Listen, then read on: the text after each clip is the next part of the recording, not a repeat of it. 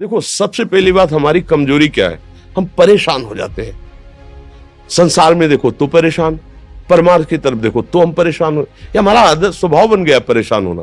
थोड़ा सा धैर्यवान बनो, गंभीर बनो। कोई भारी से भारी विपत्ति में परेशानी स्वीकार करके विपत्ति से थोड़ी निकला जाता। सुलझो, ठीक है, विपत्ति आई, समस्या आई, इसका समाधान होगा। ऐसा थोड़ी कि हमें नष्ट कर देगी। अगर अभी हमारी बड़ी हानि हो जाती है, हम कल इससे बड़ा लाभ प्राप्त कर सकते हैं। हमको एकदम बिल्कुल गंभीर रहना है, इतने कमजोर नहीं बन जाना। अब वो गए तो क्या होगा, अब वो वस्तु गई तो क्या, पद गया तो क्या होगा। प्रयास किया था, ये पद मिला था, इससे बड़ा पद प्राप्त करूंगा, मैं इससे बड़ा महान बनूंगा। ठीक है, एक बार गिर गया, गलती हो गई, दंड भोगूंगा, फिर इससे ज्यादा संयम में रहूंगा। बिल्कुल मतलब एकदम फ्रेश दिमाग रखना चाहिए। और अपने लोग क्या है, जरा सी बात में एकदम पछड़ा कर लेते हैं, एकदम कमजोर हो जाते हैं। ये बिल्कुल ठीक नहीं है। हम जीवन भर की यात्रा की बात कह रहे हैं, भारी से भारी कष्ट में भी मुस्कुराना, तो हमें बल मिला है, हमें भगवान की कृपा का दर्शन हुआ है, हमें उनका दुलार दिखाई दिया है। अगर ऐसे तो भाग जाते, फिर परमार्थ में थोड़ी चलना होता है। आज जो आप सुन करके लाभ लेने की चेष्टा कर रहे हो ना, ये केवल प्रवचन नहीं है, ये जीवन है। अगर ये जिए ना होते ना, तो ये इसका प्रभाव नहीं पड़ता, फिर वाणी का प्रभाव नहीं पड़ता। हम इसीलिए कहते हैं, जैसे आप लोग एकदम परेशान हो जाते हैं जब बोलो, क्या हमसे ज्यादा परेशानी होगी?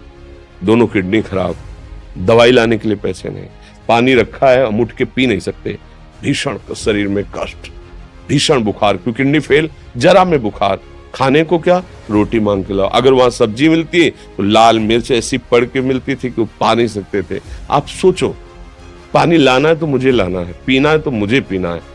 अगर मैं हारता तो कहां पहुंच जाता, क्या स्थिति होती? नहीं, मरना है, पर कदम पीछे। कोई दिन ऐसा नहीं जिस दिन सेवा ना की हो, जिस दिन सेवा ना गए हो।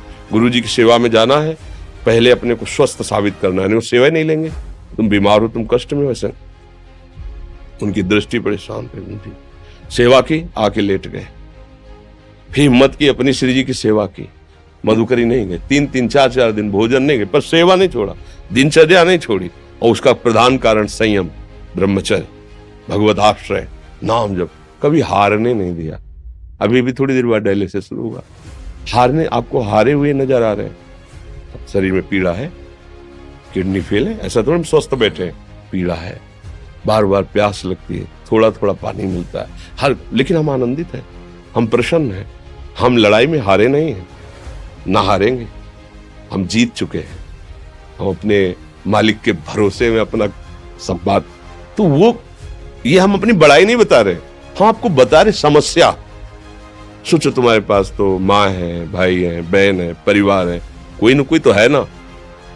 मेरा किसी ने कभी जीवन में ध्यान भी नहीं दिया। क्यों? बचपन से बाबा जी बन गए, किसी से प्यार नहीं, किसी से संबंध नहीं, कोई जानकारी नहीं, हम कहाँ हैं, वो कहाँ, किसी से कोई मतलब नहीं। अच्छा, जवान साधु कौन श्रद्धा करे? कभी गांव जाने की हिम्मत नहीं पड़ती कि रोटी मांग ले, पता नहीं लोग क्या सोचेंगे, क्या भावना कर ले। हम दरवाजे पे खड़े हैं, क्या कैसी भाव, जो हमारे सामने आकाश वृत्ति से आया यौवन अवस्था में, वही पाया, अन्यथा भूखे रह गए। जब हम हर समय अपने को विवेक के द्वारा सावधान रखे, तो हम कभी निराश नहीं हुए, कभी उदास नहीं हुए, कभी ऐसा नहीं लगा कि यार हम दुखी, कभी नहीं लगा। उसी का फल है कि उस सुख का संकेत मिल गया जहां दुख की निशानी भी नहीं है। वही उसी के बच्चे हो, हम सब उसी धातु से बने हुए हैं। हम इतना क्यों परेशान हो जाते हैं? हम ये देखते हैं, अपने लोग थोड़ी बात बिगड़ गई परेशान, नहीं बिगड़ी तो बिगड़ जाने की संभावना में परेशान है। आज सुख है, लेकिन कल सुख छिन जाएगा, तो हम आज के सुख में सुखी ना होकर कल के दुख की आने की संभावना में हम भयभीत हो। मतलब क्या हमारी सोच रह गई? हमको इतना बलवान बनना है कि सुख और दुख दोनों हमको छू न सके। भारी से भारी सुख की व्यवस्था है तो अहंकार नहीं, हर्षित होकर किसी का अपमान न करे कि हम धनी, हम पदाधिकारी, अमुक। भारी से भारी दुख आया तो हमें किसी के सहयोग की जरूरत नहीं, हम फिर अपने कदम बढ़ाएंगे, हम फिर जुड़ी हुई अपनी भावनाओं को सजाएंगे। मस्त जीवन, एकदम तुम अविनाशी के बच्चे हो। शेर का बच्चा भेड़ों के बीच में फंसकर म्यों म्यों बोल रहा है, बस अगर दहाड़ना सीख जाए तो कोई भी उसे परास्त नहीं कर सकता। ऐसे भगवद अंश, तू प्रपंच में फंसकर अपने को इतना दीन क्यों देख रहा है? तू ऐसा है कि भगवान के दिव्यास्त्र में भी ताकत नहीं तेरे को मार सके। तू अविनाशी का अविनाशी बच्चा है। विनाशी भोगों को, विनाशी शरीर को मैं मान के इतना भयभीत, इतना दुख ठीक नहीं। ये सबके लिए, केवल एक के लिए नहीं। आप समझो, आप लोग सोचते हैं हम गृहस्थ होकर भला ऐसी स्थिति कैसे।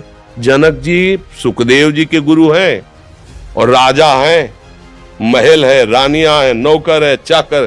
क्या सुखदेव जी जिनके शरीर में लंगोटी भी नहीं है, दिगंबर, परमहंस, परमहंस के गुरु है जनक जी जो राजा हैं। समझो आप ऐसा ना सोचे कि हम नौकरी कर रहे हैं, हम संसार में, हम गृहस्थ हैं, हम आध्यात्मिक की ऊंचाई पर नहीं चढ़ सकते। नहीं, आप एक सरकारी नौकरी या आप किसानी या व्यापार करते हुए आप एक अध्यात्म की ऊंचाई में चढ़ सकते हैं। और अध्यात्म ही है जो तुम्हें इस माया के दुख सुख से ऊपर उठा सकता है। दूसरा, चाहे जितनी संपत्ति आ जाए, आप सुखी नहीं हो सकते।